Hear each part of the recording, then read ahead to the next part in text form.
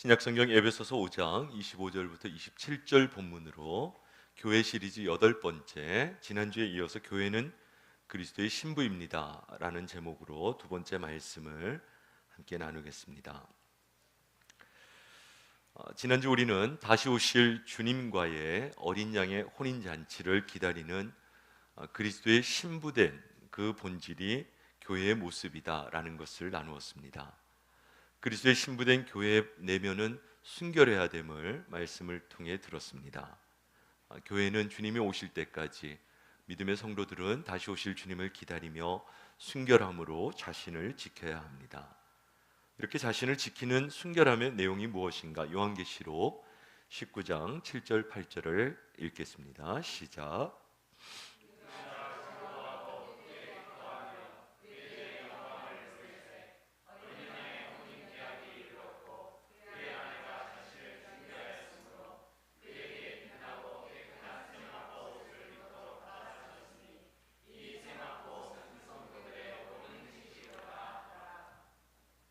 신랑 되신 주님께서는 자신의 몸을 신부된 교회를 위해 지참금으로 내어주셨습니다.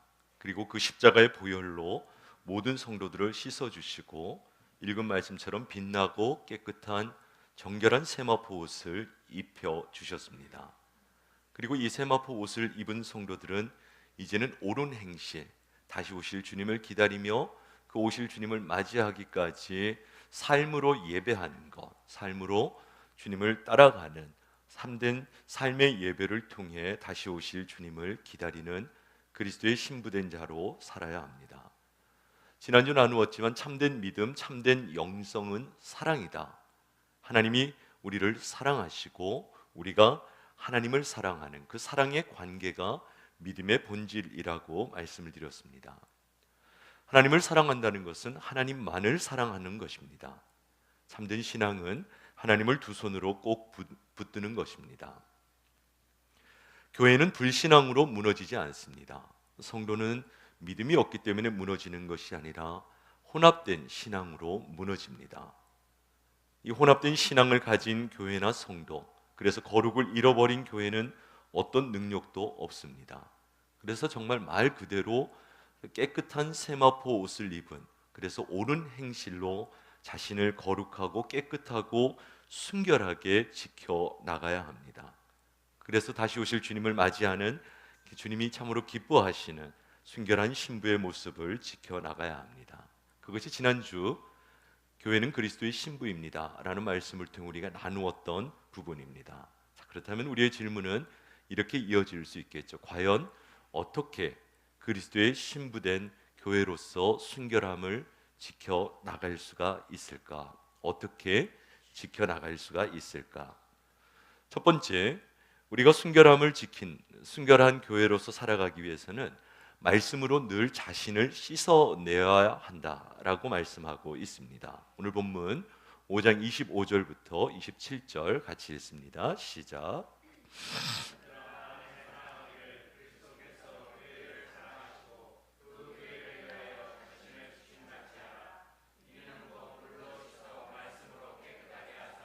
거룩하게 하시고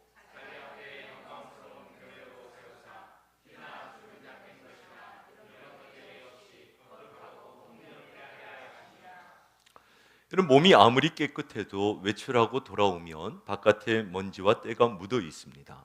그래서 우리는 옷을 세탁하고 몸도 샤워를 합니다. 주일날 우리가 교회에 온다는 것은 어떤 시인의 표현처럼 마치 교회에서 드리는 예배는 세탁기와 같은 의미가 조금 있습니다. 세상에서 묻은 때, 우리가 한 주간 동안 세상 사람들과 만나고 세상의 소식을 접하고 세상에 불가피하게 몸을 담고 있는 한은 이곳에서 아무리 은혜를 충만하게 받아도 그만큼 세상의 먼지와 때에 물들어 있게 됩니다. 이것을 어떻게 씻어내어 그리스도의 신부된 성도와 교회의 순결을 지킬 수가 있는가? 읽은 5장 26절 말씀을 보면 물로 씻어 말씀으로 깨끗하게 한다. 이 정확하게 번역을 하면 물로 씻는 것처럼 말씀으로 우리를 깨끗하게 해야 된다라는 의미입니다. 우리가 세상 속에서 티나 주름 잡힌 것이나 지저분한 것들, 세상의 가치관, 그것이 우리를 더럽혀 놓고 있었다면 이제는 말씀으로 자신을 끊임없이 씻어내는 것을 통해 그런 더러운 먼지와 때를 제거하는 순결함을 유지할 수가 있는 것입니다. 우리가 불가피하게 세상에 살다 보면 이 폭력적인 세상의 문화, 경쟁하고 갈등하는 세속의 생존법이 우리 안에 무의식적으로 자리할 수밖에 없습니다. 그래서 세상에 나가면 교회 오면은 다 천사같이 앉아 계시잖아요. 그런데 세상에 나가면 그렇게 거칠고 사나워진 모습으로 투쟁하듯이 전쟁하듯이 살아갈 수밖에 없습니다. 그런데 그런 우리를 주님은 책망하지 않으시고 말씀으로 씻겨주신다라고 말하고 있습니다. 물로 씻어 말씀으로 깨끗하게 한다는 것은 이 말씀에, 하나님께서 우리에게 주시는 이 말씀에 우리를 정화시키는 거룩의 힘이 있음을 의미합니다. 그래서 우리가 말씀을 듣고 읽고 묵상하고 순종할 때 말씀 안에 있는 신비한 성령의 능력이 우리를 씻어 주십니다. 교회 안에서는 그래도 좀 밖에서보다 좀 덜 싸우시죠? 할렐루야. 예전에 제가 청년부 사역을 한참 열심히 할 때 30 초반에 한 5, 6년을 청년부에만 매달렸던 적이 있는데, 청년부 사역의 그 백미는 어디에 있는가 하면은 이 미혼 남녀, 결혼하지 않은 젊은 형제 자매들이 모여 있을 때 느끼게 되는 그 아주 그 팽팽한 성적인 긴장감이 있어요. 예배한다고 모였지만 제가 나를 어떻게 볼까? 그런 게 좀 있어요. 그런데 그거를 잘 활용을 해야 돼요. 그거 보러 오는 형제 자매들이 좀 있기도 하거든요. 할렐루야. 맞다고 우리 윤은혜 집사님 박수까지. 맞다고. 그런데 가끔 이제 그런 청년들을 데리고 수련회나 기도회를 가면 저녁 딱 먹여가지고 한 7시부터 그냥 간단하게 찬양 한 3시간 정도 하고, 찬양 한 3시간 정도 하고, 간단하게 말씀 한 2시간 듣고, 그럼 밤 12시잖아요. 그리고 나서 이제 간단하게 기도 한 새벽 4시까지. 그렇게 한 밤새도록 이제 예배를 드리고 찬양하고 기도하면은 마지막에는 이제 꼭 가면은 형제의 모습 속에 보이는 하나님 형상 아름다워라, 자매의 모습 속에, 그리고는 막 껴안고 손잡고, 그런데도 그 순간만큼은 뭐가 없어지는가? 그런 성적인 긴장감이 확 사라져요. 확 무너지고 손을 잡아도 그냥 눈물 흘리며 기도하고 성령의 충만한 가운데 젖어 있을 때는 그런 인간적인 모습이, 그런 긴장감이 딱 사라지는 때가 잠깐 있어요. 그게 예배라는 거예요. 그게 예배의 힘인 거죠. 그게 말씀의 힘인 것입니다. 우리가 말씀을 듣고 읽고 묵상하고, 그래도 예배 때 와서 말씀 읽고 설교 들으면 그렇게 생각 안 했다가도 좀 살아봐야 되겠다, 그런 생각이 조금 드는 것은 그 말씀 안에 있는 거룩의 능력, 성령의 능력, 정화의 힘이 우리를 세상의 독소를 씻어내어 주시기 때문에 그렇습니다. 그래서 주님이 우리를 사랑하시기 때문에 주시는 것이, 끊임없이 주시는 것이 말씀을 주시는 거예요. 여러분, 사랑에 빠진 연인들을 보면 특별한 주제도 아닌데 옆에서 들어보면 그렇게 재미있는 얘기, 재미없는 얘기인데도, 재미있는 얘기가 아닌데도 그냥 끊임없이 얘기를 해요. 사랑하는 증거가 뭔가 하면은 말이 많아지는 겁니다. 옆에 있는 사람을 내가 좋아하는가 그렇지 않은가? 여러분, 권태기로 접어든 부부의 특징 한 가지는 확실히 보면 됩니다. 같이 있어도 말이 없습니다. 밥을 먹어도 말 안 합니다. 꼭 필요한 말은 문자로 합니다. 카톡으로 보냅니다. 안방에 있는데도 거실에서 문자를 날려요. 여러분, 주님은 우리를 사랑하시기 때문에 말씀을 많이 주십니다. 그리고 그 말씀이, 우리가 주님을 향한 사랑이 있으면 말씀을 듣는 시간이 그렇게 기쁠 수가 없습니다. 우리 찬송가의 가사처럼 달고 오묘한 그 말씀이 정말 내 영 안으로 들어오면 세상의 것들이 씻겨져 나가고 우리를 순결케 만들어 주시는 것입니다.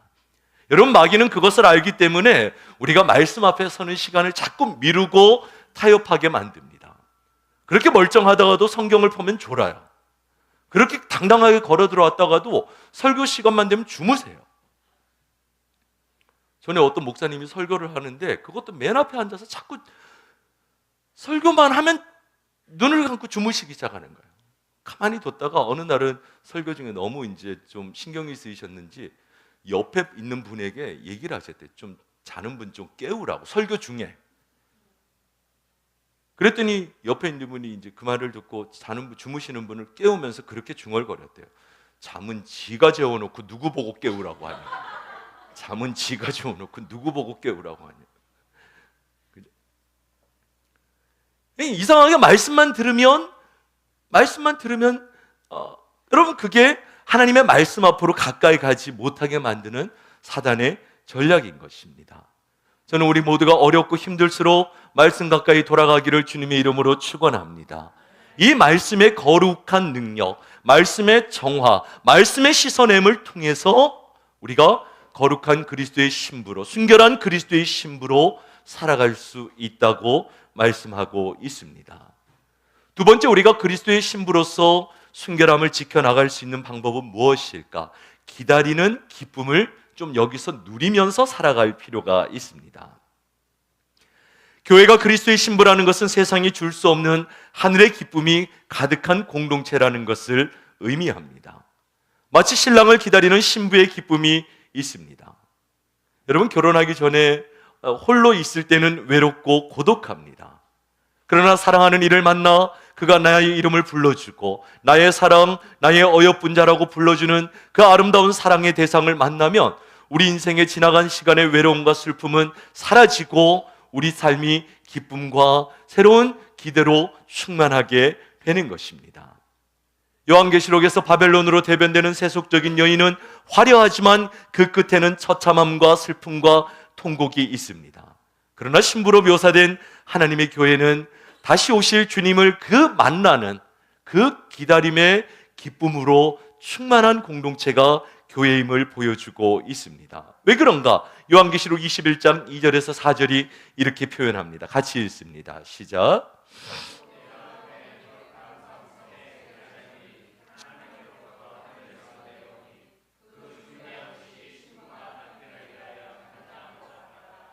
내가 들으니 보좌에서 큰 음성이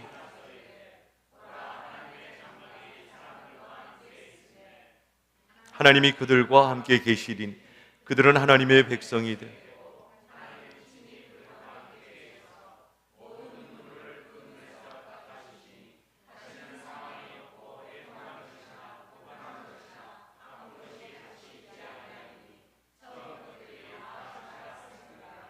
아멘. 여러분, 우리가 마지막 날 만날 주님과의 그 혼인잔치, 그 시간에는 죄의 구름이 거쳐지고 죽음이 없고 애통하는 것이나 곡하는 것이 없다고 말씀하고 있습니다. 여러분, 신앙생활이 천국만을 바라보는 내세적인 신앙은 아닙니다. 신앙이 우리에게 주는 분명한 현재적인 삶의 도전이 있습니다. 그럼에도 불구하고 신앙생활의 궁극적인 목표는 무엇입니까? 마지막 날 천국에서 우리가 주님과 누릴 이것을 미리 여기서 바라보고 살아가는 것이 믿음의 삶입니다.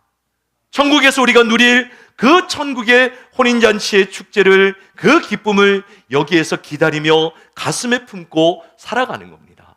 그래서 여러분, 오늘이 힘들어도 이겨낼 수 있잖아요. 그래서 오늘이 어려워도 지나갈 수가 있는 것입니다.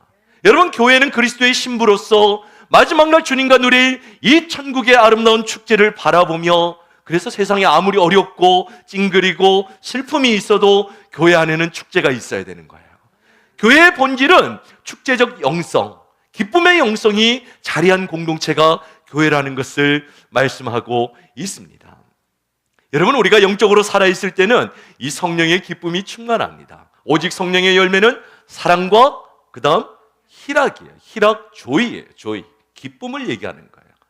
교회의 또 다른 이름은 기쁨의 공동체입니다.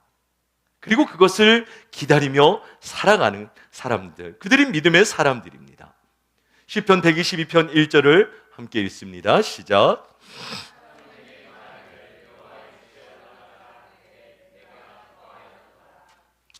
이 시편은 다윗의 시편인데 누군가 다윗에게 여호와의 집으로 가자고 할 때 다윗이 기쁨으로 춤췄다, 충만했다고 표현하고 있습니다. 저는 여러분들 오늘 아침에 집을 나서면서 교회에 갈 때 기쁨으로 달려 나오셨기를 그렇게 소망합니다. 여러분들이 교회에 오는 발걸음이 기쁨으로 춤추는 예배자의 발걸음이 되기를 주님의 이름으로 축원합니다. 여러분, 사랑에 빠진 연인들을 보십시오. 일단 하는 얘기도 별 얘기가 아닌데, 그리고 또 특별히 웃을 포인트가 아닌데도 그냥 한마디만 하면 배를 잡고 또 웃어요. 그렇게 웃습니다. 함께 있는 것만으로도 좋은 것이죠. 여러분, 교회의 기쁨이 충만하면 누가 시키지 않아도 전도합니다. 시키지 않아도 교회에 뭔가가 내 손을 필요로 하는 뭔가가 잘 보여요.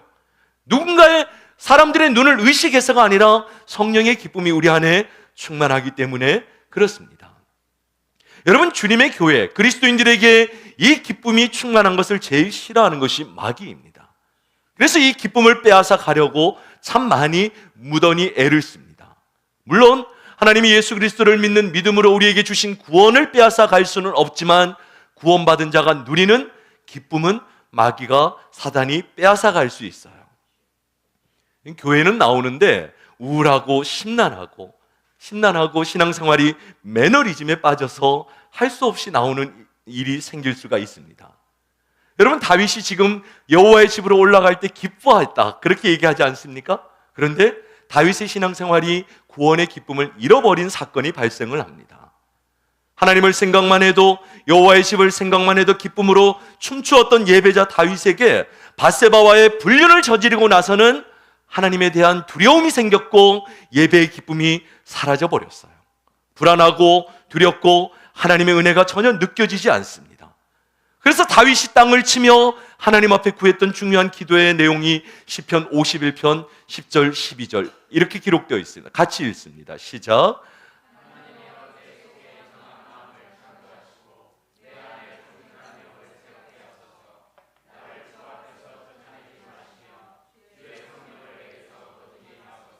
주의 구원의 즐거움을 내게 회복시켜 주시오. 구원의 즐거움이잖아요. 구원의 기쁨을, 구원받았지만 구원받은 자가 마땅히 누려야 되는 구원의 즐거움과 기쁨을 하나님 회복시켜 달라고. 왜? 잃어버렸기 때문에, 죄로 말미암아 상실했기 때문에 다시 그 영적 기쁨을 회복시켜 달라고 하나님 앞에 호소하고 있습니다. 여러분, 오늘 교회에 나오는 것이 힘들고 예배 자리가 기쁘지 않다면 여러 가지 이유가 있겠지만 우리 안에 하나님 앞에 내어놓지 않은, 인정하지 않은 죄가 자리할 수가 있습니다. 여러분, 거룩을 잃어버린 성도, 기쁨을 잃어버린 성도에게는 방법이 없습니다. 회개함으로 하나님이 주시는 기쁨을 회복해야 합니다. 여러분, 교회는 완전한 성자들이 모이는 공동체가 아닙니다. 회개하고 용서받은 죄인들이 용서의 기쁨으로 충만해서 모이는 공동체예요. 회개를 통한 용서의 은총을 받은 자들이 누리는 기쁨으로 충만한 공동체, 그곳이 교회입니다. 그리고 우리가 마지막 궁극적으로 누릴 그 기쁨을 고대하며 기다리며 살아가는 것으로 우리는 이 땅에서 힘들지만 그리스도의 신부된 교회로서, 성도로서 기쁨을, 순결을 지켜나갈 수 있다고 말씀하고 있습니다. 저는 우리 모두에게 죄인된 우리를 받아주시고 마침내는 맞아주실 그 주님을 기다리는 기쁨으로 충만한, 그래서 순결한 신부된 삶을 살아갈 수 있기를 주님의 이름으로 축원합니다. 세 번째, 우리가 그리스도의 신부로서 어떻게 자신의 순결을, 공동체의 순결을, 깨끗함을 지켜나갈 수가 있을까? 이곳에서 천국을 지향하는 삶을 살아야 합니다. 지난주 우리가 유대인의 결혼에 관해서 잠깐 나누었죠. 정혼이 있고 약혼이 있고 결혼이 있다. 이 법적인 부부가 되는 약혼으로부터 결혼까지는 약 1년 남짓한 시간이 대부분 걸렸다, 그렇게 얘기합니다. 여러분, 그 1년 동안 신부는 뭘 할까요? 아주 전통적인 유대인의 결혼 풍습 가운데는 그 1년 동안 그 아브라함이 마치 자기의 가장 신뢰할 만한 엘리에셀을 보내서 이삭을 위한 며느리를 구했던 것처럼 가장 신뢰할 만한 자기 집의 신랑이 자기 집의 종을 신부 집에 1년 정도 파견을 보냅니다. 그래서 소위 뭘 하는가? 신부 수업을 하는 거예요. 시아버지는 이걸 좋아하십니다. 주로 이런 신랑은 아침, 점심, 저녁 이런 걸 잘 먹습니다. 제가 너무 신랑 입장에서 얘기해 죄송합니다, 자매님들에게. 근데 반대로 신부는 뭘 합니까? 1년 동안 내가 이제는 결혼해서 살게 될 그 집안, 그 사람을 생각하며 준비하는 시간을 가지게 됩니다. 몸은 여기 집에, 친정집에 있지만 마음은 어디가 있는 거예요? 콩밭에 가 있는 거예요. 마음은 저쪽 집에 이미 가 있는 시간을 보내게 됩니다. 그게 지향하는 거예요. 그게 지향하는 겁니다. 주님의 신부된 교회도 몸은 이 땅에 있지만 우리의 마음은, 우리의 눈은 항상 천국을 바라보는, 천국을 지향하는 삶을 살아가는 것입니다. 천국은 어떤 곳일까? 신랑 되신 주님이 기뻐하시는 일은 무엇일까? 그 주님이 기뻐하시는 일을 내가 여기서 행함으로 마침내 천국에서 받을 상급, 생명의 면류관은 무엇일까? 부대찌개를 좋아하면 신랑의 부대찌개를 어떤 취향을 좋아하는지 양념이나 좀 이 레시피를 연구하지 않겠어요? 할렐루야. 신랑이 좋아하는 일을 하면서 사는 것입니다. 그게 지향하는 거예요. 우리가 지난주 거룩, 순결에 관한 얘기를 나누었지만 거룩과 순결은 죄를 범하지 않는 것이 아닙니다. 그건 기본이에요. 여러분, 운동 경기를 하면 스포츠, 뭐 축구든 야구든 하면은 기본적으로 경기를 운영하는 룰이 있지 않습니까? 그러면 경기를 마치고 어떤 선수가 나는 오늘 반칙을 하나도, 이 경기에서 요청하는 반칙을 하나도 범하지 않았기 때문에 나는 굉장히 탁월한 선수야, 그렇게 얘기하면 됩니까? 축구 선수는 뭘 넣어야 돼요? 골을 넣고. 야구 선수는 뭘 해야 돼요? 홈런을 쳐야 돼요. 원칙을 지키는 건 기본이에요. 거룩과 순결, 죄를 범하지 않는 것은 기본이고, 더 나아가서 천국에서 받을 상급을 기대하며 오늘 여기서 신랑 되신 주님을 기쁘게 하는 삶을 적극적으로, 창조적으로 살아가는 것입니다. 여러분, 거룩의 본질은 율법에 구속되는 것이 아닙니다. 거룩은 은혜에 반응하는 삶입니다.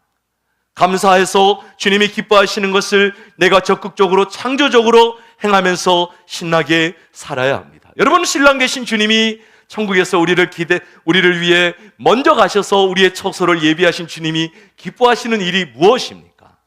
주님은 불신자에게 전도하는 것을 기뻐하십니다. 전도와 선교에 헌신하는 것을 기뻐하십니다. 날마다 주님 앞에 엎드려 기도하는 것을 원하시고 기뻐하십니다. 가난하고 병든 자를 도와주고 격려하는 것을 기뻐하시고, 형제가 서로 용서하고 사랑할 때 기뻐하십니다. 그 주님이 기뻐하시는 일을 오늘 여기서 하는 거예요. 그게 천국을 이 땅에서 지향하며 살아가는 겁니다. 좀 오래된 드라마, 오래전에 본 드라마 중에 그런 드라마가 있었어요. 20대 중반에 이제 결혼을 한 부부인데, 현실은 이제 한 30년 정도 지나서 50년 중후반 된 이제 부부의 이야기를 다룬 드라마입니다. 한 30년 정도 결혼 생활을 했으니까 50대 후반에 접어들었으니까 요즘 좀 저희 교회 우리 가정들은 대부분 그렇지 않은 걸로 제가 알고 있는데, 이 부부는 좀 권태기에 빠진 부부였어요. 그러자 아까 얘기한 것처럼 밥을 먹어도 말도 안 하고 카톡으로 대화하는 부부. 그러자 이제 그 드라마니까 그 20년 전 30년 전 결혼할 때 장면이 쫙 이제 플래시백 뒤로 이제 쫙 감겨서 돌아가는데, 그때 신혼 결혼하고 얼마 되지 않아서 신부가 남편이 들어오기 전에 장면을 딱 보여줘요. 갑자기 화장을 뜯어 고치고 머리를 새로 하고 향수도 뿌리고, 그리고 문 열고 남편이 퇴근해서 들어오면 숨어 있다가 꽃을 막 던지고, 그리고는 갑자기 그 장면에서 다시 현재 30년 후로 돌아왔어요. 그때 아가씨는 사라지고 아줌마가 앉아있고, 머리는 뽀글이하고 옷도 대충 헐렁한 것도 있고, 바깥에 외출을 하는데도 질질 슬리퍼 끌고 나가고, 남편이 들어오는 소리가 나니까 거실에 앉아서 왔냐? 그렇게 얘기하고, 배고프다고 하니까 어제 먹은 걸 레인지에 넣어서 데워 먹으라고 하고, 그러자 남편의 시간이 또 30년 전으로 쫙 거슬러 올라가요. 신혼 때 현관문을 딱 열었는데 아내가 꽃을 막 던지고 아름다운 여인이 달려나와서 품에 딱 안기는 거, 그 신부를 기억하는 거예요. 제가 그때 그 드라마를 보면서 오늘 우리 신앙생활을 생각하면서 우리의 신앙생활이 저렇게 권태기에 빠질 수가 있겠구나. 주님, 과거에 제가 좀 해봤는데 제 헌신은 레인지에 돌려서 다시 받으시죠. 권태기에 빠져 있는 것입니다. 매너리즘에 빠진 예배와 사역, 신앙생활, 우리의 삶, 저는 그 모습이 다시 주님 앞에서 첫사랑을 회복하고 주님이 기뻐하시는 삶을 이곳에서 살아드리는 천국 지향적인, 마치 사랑하는 그 신부와 같은 모습으로 회복되실 수 있기를 주님의 이름으로 축원합니다. 천국의 상급을 목표로 이곳에서 살아갑니다. 저는 믿습니다. 우리 주님이 반드시 다시 오실 것이고 그 시간이 멀지 않았음을 믿습니다. 이제 가끔 TV 채널을 막 돌리다 보면 홈쇼핑 보신 적 있으시죠? 그게 홈쇼핑 하시는 채널이 의외로 홈쇼핑 하는 채널이 굉장히 많더라고요. 근데 제가 채널은 좀 다른데 공통점을 발견했어요. 이 쇼 호스트들, 물건을 파는 분들의 특징을 발견했어요. 이분들의 언어가 굉장히 종말론적이에요. 이제 시간이 얼마 남지 않았습니다. 10개밖에 남지 않았습니다. 그러면 밑에 자막이 떠요. 판매 완료, 마감 임박, 시간 계속 카운트다운 해나가면서 시간이 얼마 남지 않았습니다. 갑자기 그런 이 쇼 호스트들의 종말론적인 긴박감을 들으면 전화기를 막 내가 눌러야 되나? 막 이런 긴장감이 감도는 거예요. 그 언어가 있어요. 굉장히, 여러분 세상에 물건을 파는 사람들도 그렇게 사람들을 사로잡기 위해서 미친 듯이 긴박감을 가지고 살아가는데 정작 다시 오실 주님을 기다리며 신앙생활하는 저희는 너무 긴장감이 없는 여유 있게 살아가는 거예요. 앞서 말씀드렸죠. 신부의 몸은 친정에 있어도 마음은 신랑 집에 가 있습니다. 여러분, 우리가 몸은 이 땅에 있어도 마음이 천국에 가 있고 우리가 여기서 생각하는 것이 주님이라면, 그리고 우리가 살아가는 모습이 주님이 기뻐하시는 삶을 살아간다면 여러분, 이 땅에서 누가 알아주지 않아도 그거 별로 신경 쓰이지 않습니다. 여러분, 이 땅에서 누가 상처를 주어도 그게 별로 아프지가 않아요. 왜? 이건 영원하지가 않잖아요. 이 땅은 영원하지가 않잖아요. 진짜 은밀한 것은, 진짜 의미 있는 것은 은밀한 가운데 보시는 주님이시고, 정말 소중한 것은 이 땅의 삶을 통해 마침내 내가 천국에 쌓아놓은 천국의 상급인 거예요. 그래서 누가 보지 않아도 늘 정직하고 연약한 자를 돕고 선교하고 전도하는 주님이 기뻐하시는 일을 하는 것입니다. 왜? 이 상급이 이곳이 아니라 천국에 쌓인다는 것을 알기 때문에 그런 거예요. 그래서 우리가 그러한 천국을 이곳에서 지향하는 삶을 살아갈 때에 그리스도의 신부로서 순결함을 지켜나갈 수가 있는 것입니다. 그리스도의 신부된 교회는 순결함을 말씀으로 자신을 늘 씻음으로, 기다림의 시간을 기쁨으로, 그리고 천국을 지향하면서 살아갑니다. 마지막 네 번째, 우리가 그리스도의 신부로서 자신을 순결하게 지켜나간다면 마지막 인내와 신실함으로 주님을 기다리는 삶을 살아갑니다. 고린도전서 13장, 소위 사랑장으로 알려져 있는데 아가페, 이 사랑을 말하면서 가장 먼저 나오는 것은 이것입니다. 13장 4절 같이 읽습니다. 시작.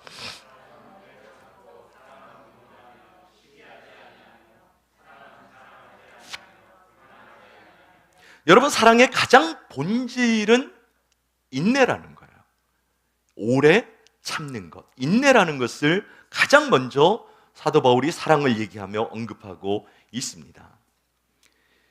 이 영어 단어 가운데 재미있는 그 사랑에 관한 여러 표현 중에 로맨스 그레이라고 하는 단어가 있습니다. 로맨스 그레이. 한번 자막을 보여주시죠. 로맨스 그레이라고 하는 단어가 있습니다. 이게 어떤 의미인가 하면은 20대의 입맞춤보다 한 50년, 60년을 함께한 70대 노부부의 입맞춤이 진짜라는 의미예요.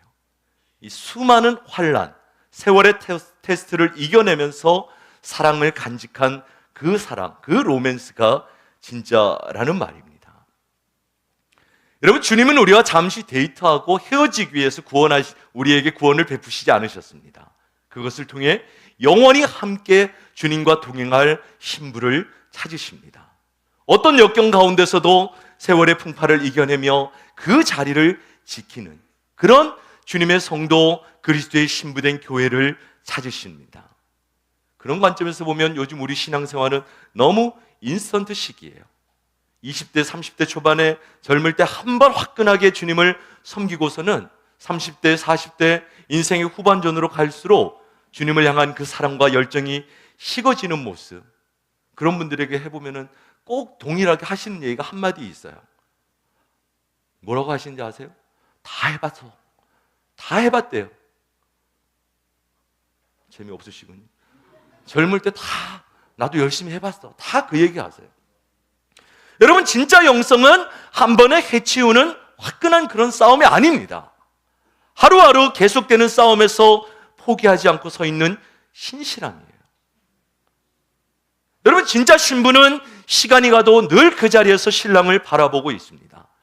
신랑 되신 예수님을 바라보며 사람들이 아무리 흔들고 사람들이 떠나도 여전히 그 주님 되신, 신랑 되신 주님을 바라보며 그 자리를 지키는 사람, 인내와 신실함으로 신랑 되신 주님을 기다리는 사람이 진짜 믿음이고 진짜 그리스도의 신부입니다. 여러분, 주님이 교회의 지도자의 자질을 얘기할 때 이 부분을 굉장히 중요하게 보십니다. 고린도전서 4장 1절 2절을 함께 읽습니다. 시작.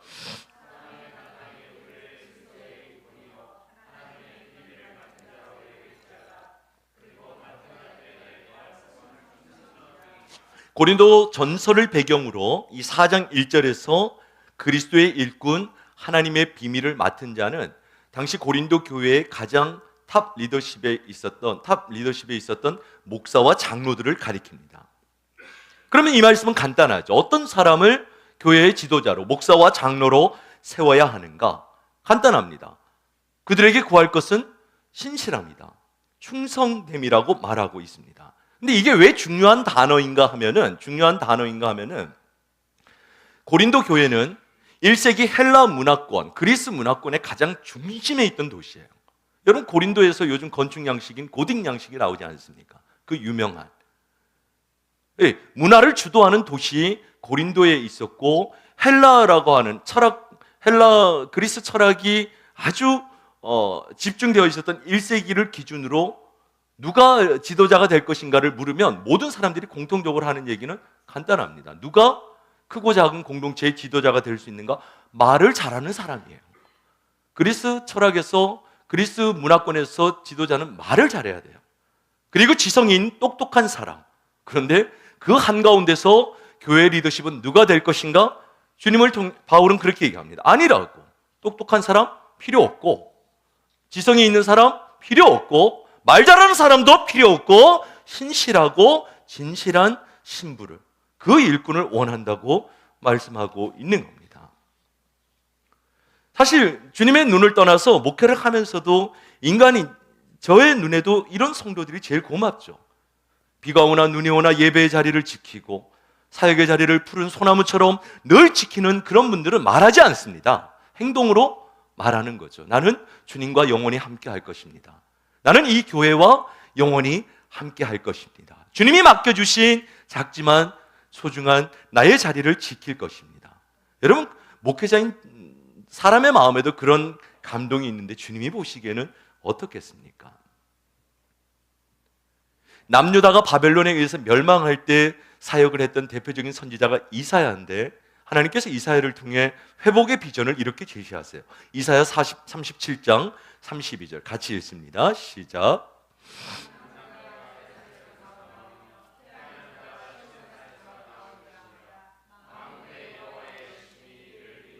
여러분, 남은 자, 이 렘넌트라고 하는 구약 성경 전체를 관통하는 중요한 주제가 남은 자 사상인데, 여러분, 이 남은 자들의 실체가 어떤 사람들인가? 바벨론에 의해서 유다가 멸망할 때 젊고 힘이 있는 유능한 용사들은 다 죽어버립니다. 다니엘과 같이 똑똑한 사람들은 모두 포로로 끌려갑니다. 그래서 바벨론에 의해서 실제로 이스라엘 역사를 보면 바벨론에 의해서 남유다가 멸망할 때 멸망 직전의 인구 대비 멸망한 후에 예루살렘 성에 남게 되는 사람들은 멸망 직전 인구 대비 10분의 1 정도만 남게 돼요. 그런데 이 남은 자들, 이 남은 자들의 내용이 중요하죠. 이 사람들은 어떤 사람들인가? 포로로 끌고 가도 쓸모없는 사람들이에요.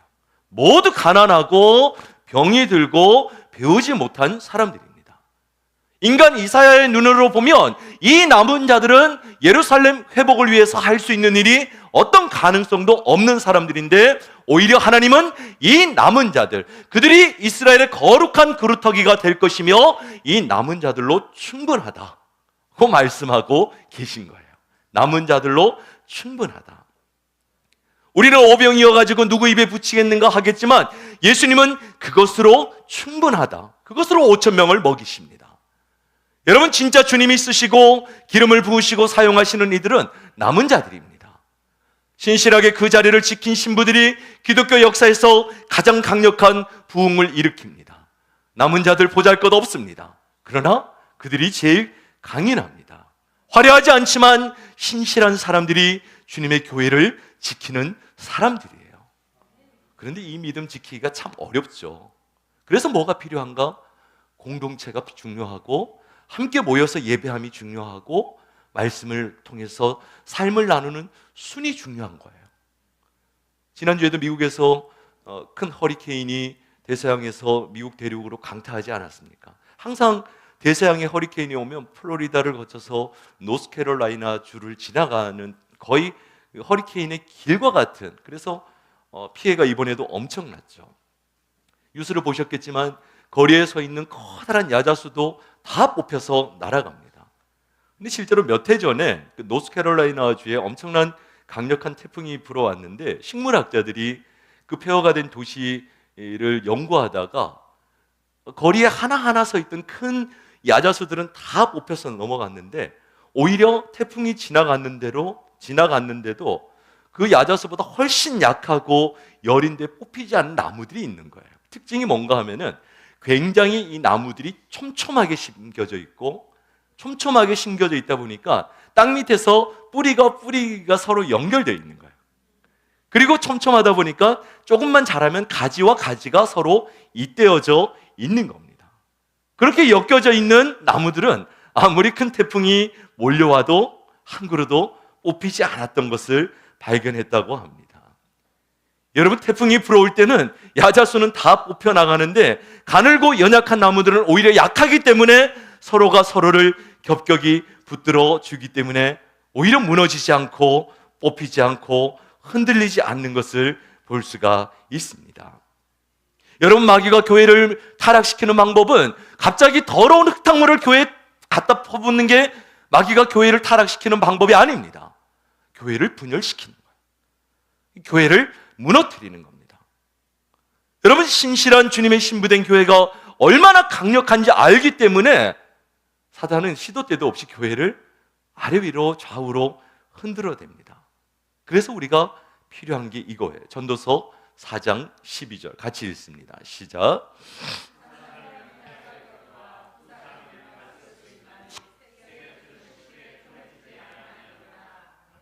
여러분, 그럴 때일수록 우리가 서로 손을 잡고 공동체 안에 머물러야 하고 순예배에 꼭 참석하세요. 참석해서 순장님이 말씀을 잘하니 못하니 그게 중요하지 않아요. 그 자리에 모여서 함께 동일한 말씀을 보고 삶을 나누고 함께 기도하는, 몸만 같이 있지 말고 정말 영혼과 영혼이 뿌리와 뿌리가 맞닿아서 예수 그리스도를 머리로 하는 그리스도의 몸된 교회의 하나의 지체로 있어야만, 물론 그렇다고 한 집안에 오래 산다고 안 싸우던가요?